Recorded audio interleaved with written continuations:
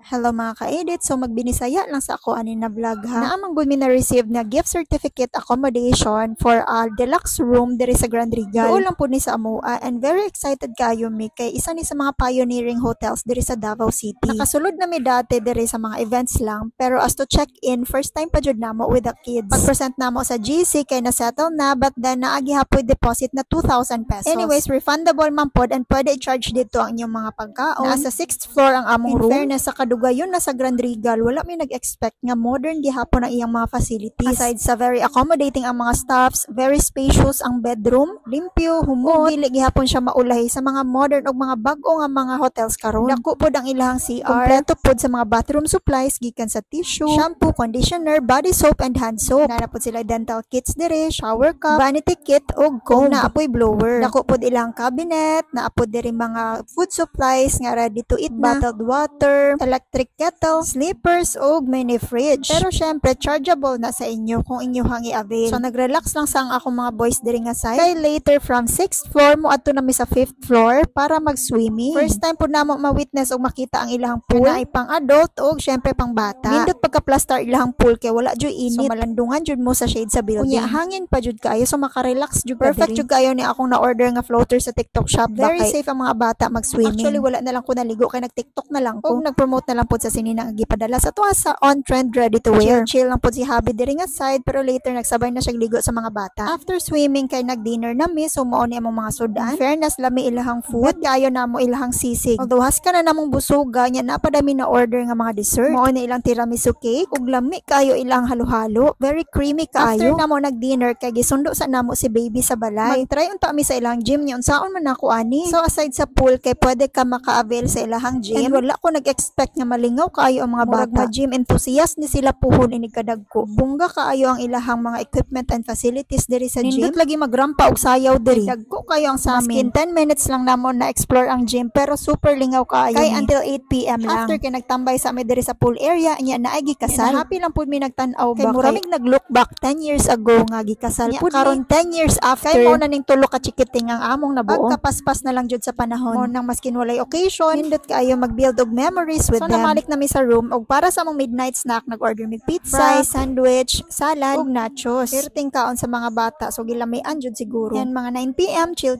lang sila tan-og TV. Nya ako diri skincare is life maskin nagkalisod na ang inahan. Perting paglangi sa ako ang bunso. Pagka morning kay na ay free breakfast ang amo accommodation. So nag-stairs lang mi padulong sa taas ug naa diri ilang buffet. Milagro ang akong bunso kay nakigchika sa mga attendant. Nga stricto man ta kaayo ni. Syempre gisiguro nila ang mga cereal ug egg. And so far nag-enjoy kaayo mi sa among stay diri sa Grand Regal. Salamat kaayo sa pagtan-aw. This is your edit queen. Bye!